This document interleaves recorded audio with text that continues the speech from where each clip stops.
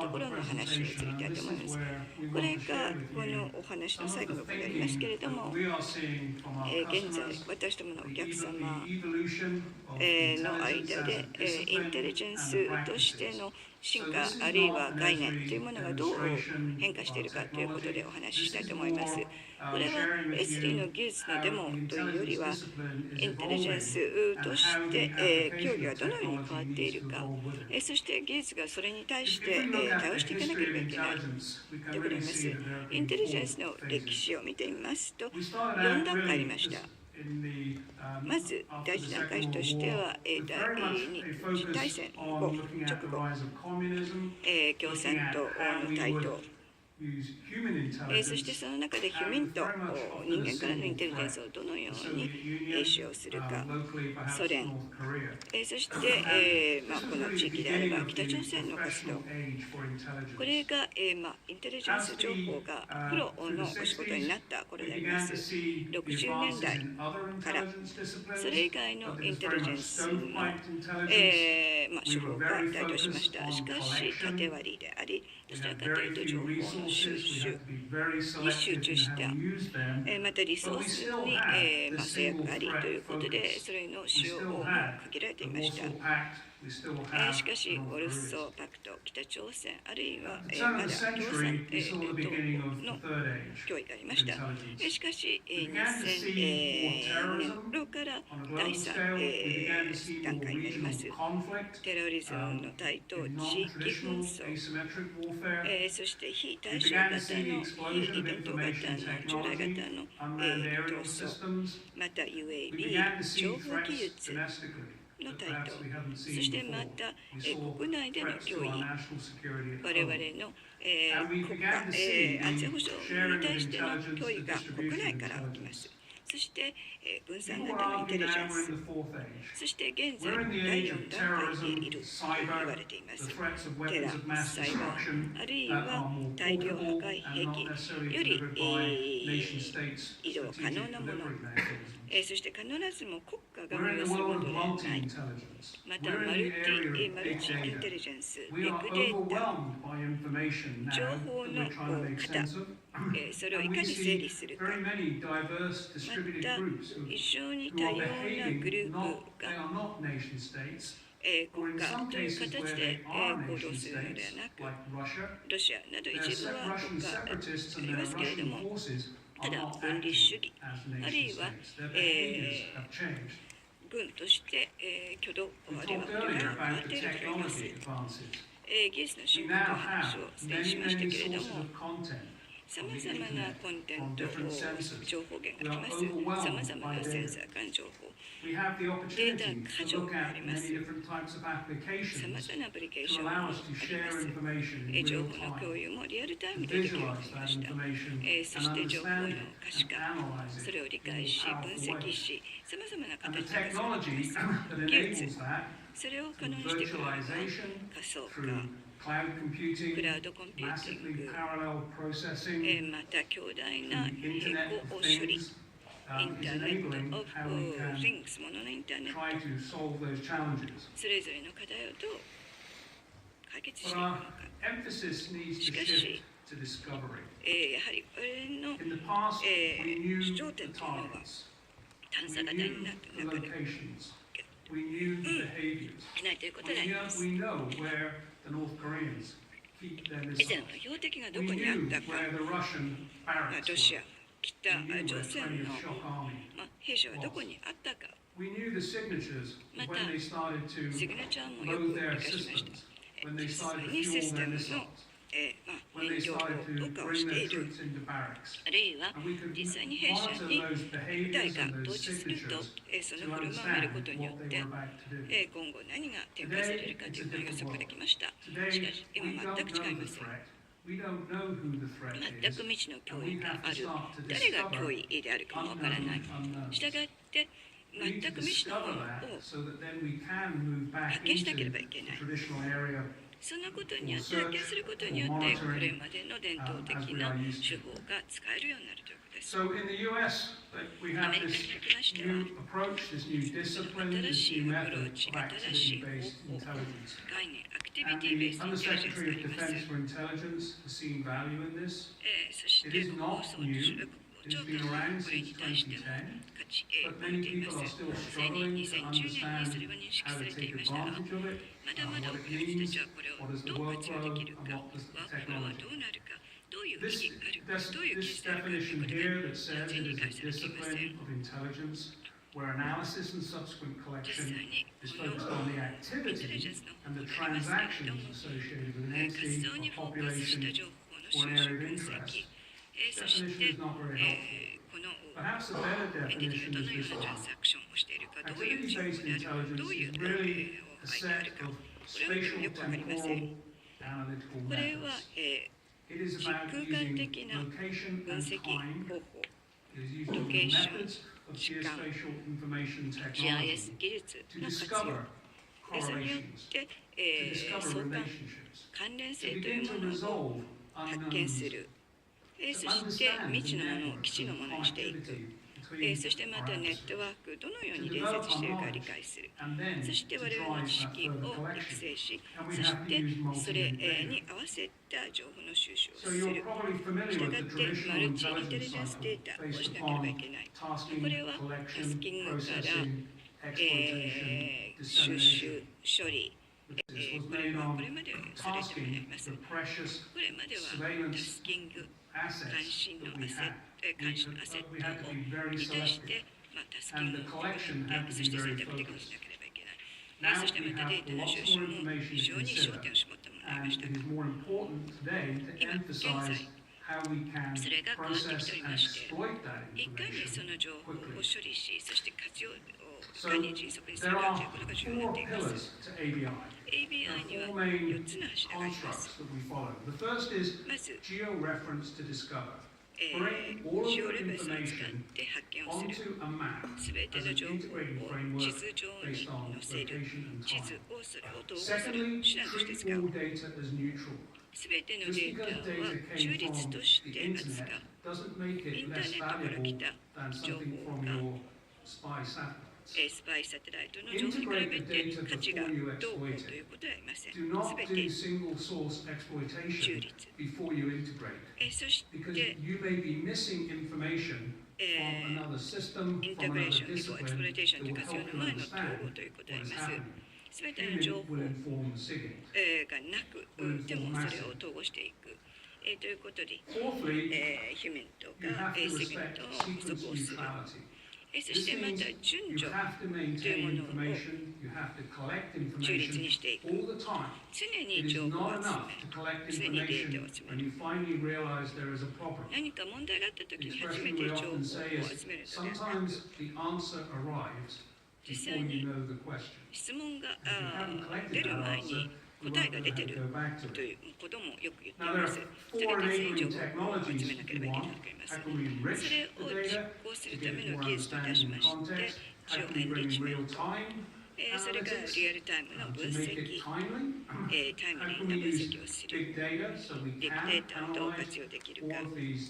すべてのデータベース分析、そしてまた非構造型の情報をいかに分析するか、またアプリケーションの枠組み、ツールを提供してこれを可能にしていくことができるかと思います。それでは、ビデオのデモを示します。これは、アクティビティベースインテリジェンスの問題を取り上げています。BI を使いまして、リビアにあります実際のインテリジェンスの問題を取ります。現行の状況の分析、カダフィ大統領の崩壊の後、いくつかのリビアでは紛争のグループに分かれます。その中での2つのまず、西側にあります大統領府、もう一つが東側にありますリビアの国立府というところを見ていきたい、陸軍を見ていきたいます。で、ここは、紛争が非常に多かったといきます。暗殺、人質、あるいはイスラミックステートの主導型の爆撃などがあったものであります。リビアでは IS というのはかなり負けを出してきております。ということで、リビアの中心的な紛争といいますのは、このようなハマス間の紛争になってきています。この3つのグループの間での紛争を見ていくときに、他の情報を見て、よりリッチな形で、なぜそれぞれの場所にこういうことが起こっているのかというのを理解することができます。ここでやろうとしていることですけれども、テリトリーに対してのアクセスをコントロールしていきたいわけです。価値のあるリソースのあるテリトリーへのアクセスを、防いでいきたい。なぜかと言いますと、やはり油田から、石油を売り、それが資金源となって、それをパワーを維持するために使われているので、このような油田、また、油田のある場所ですね、また工場、処理施設ですね、こういったところを見ていきます。また道路、港ですね、そのオイルを運輸するためのものですね。海外に輸出をするために使われる施設、こういったところを見ていきたいと思います。そして動きをコントロールしていきたいわけです。動きをコントロールできれば、この石油に関しての、実際の、輸出というものをコントロールできます。しかしながら油田施設を破壊するのではなく、またインフラを、破壊するのではなく、コントロールをしていきたいと。自分たちのために使っていきたいという形になります。ということで、その移動の自由度というものをコントロールしていきたいと思います。というのは、道路と道路の交差するところ、また、運輸する、輸送するという部分というのをコントロールをしていきたいという形になります。分析に基づきまして、この行動を決めていきたいという形になります。それを、その2つの武装グループに関しまして、この IS がなくなってきたというところで、その紛争がある部分、その進展に基づいて、その知らに基づいて、その行動を決めていきたい。また、フラッシュポイントというのを考えていきます。これを活動問題解決をしていきたいと思います。BI の4つの柱、これを使っていきます。こちらは、この条例プレスを使って発見をしていく、データの充実を見ていく、そして、まず、活用する前に統合していく、それから、順番に関係なくこれを活用していきます。このインテリジェンスの課題というのを見ていくときには、まず、この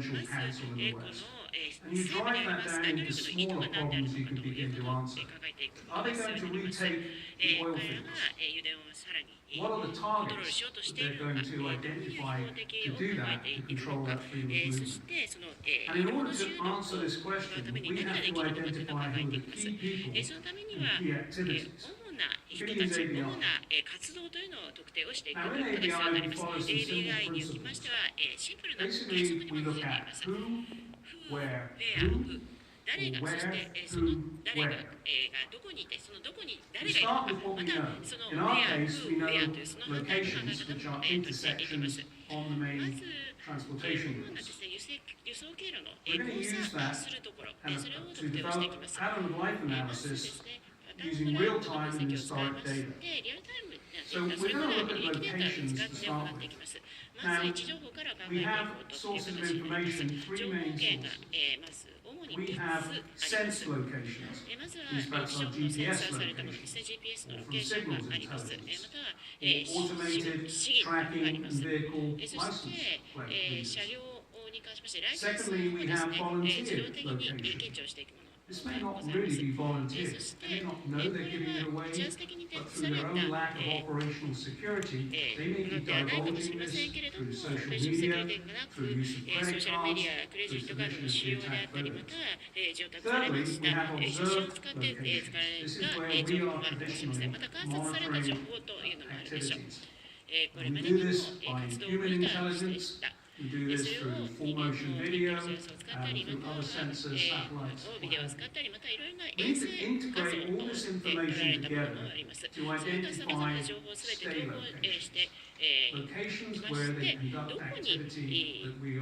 活動として関心を持っているものがあるのか、その位置を考えていきます。長時間貯留する場所というのを見ていくわけですね。その位置情報というのを他の脅威や他の疑わしき場所ということで連結していきます。一致化していきます。そして、ここから分析処理をしていきます。フラッシュポイントですね。そしてインターセクション、基地のポイントというのを見ていきます。そして、それに対してパターンオブライフの分析をしていきます。この場所に対して誰がいるのか、そしてその、人がどこに行くのかというのを見ていきます。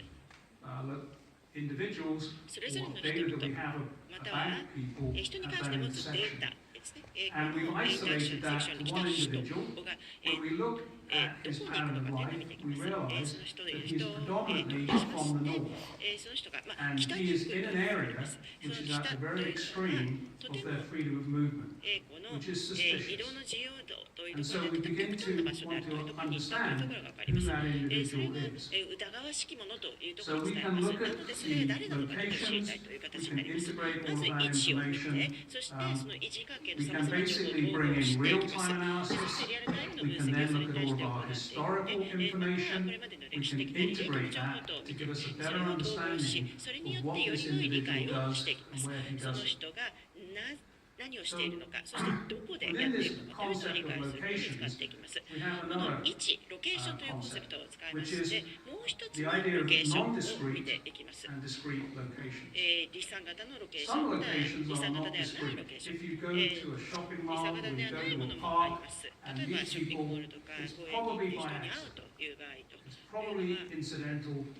偶然かもしれません。それほど重要性がないものであるかもしれません。他の人と同じところに行ったとしてもです。しかしながら政府の施設または軍の施設に行った時にはやはりアクセス、立ち入りが制限されていますので、誰か他の人と同時にそこに行ったということは大きな意味を持つということになります。ですので、このようなロケーションのつながりによって人とのつながりが見えてくる。位置の情報から人の情報が分かる。そしてその人の状態からその一人の人の情報を見ていくだけではなく、この場所に来たさまざまな人々の情報を見ていくことができます。さらに他のの情報を見ていくということですね。この場所の情報、ウェアの情報から、そこに来ていた人ですね、それを見ていきます。例えば、政府が正規に他の軍関係の人が来ているのかもしれません。そうしましたらば、その軍西洋の人員であったということであれば、それが情報として分かれば、その人が他の場所、どこに行くのかというのを見ていきたいわけです。そうしますと、他の例えば軍の兵舎に行くかもしれません。そうしますと、関係が見えてくるわけですね。他の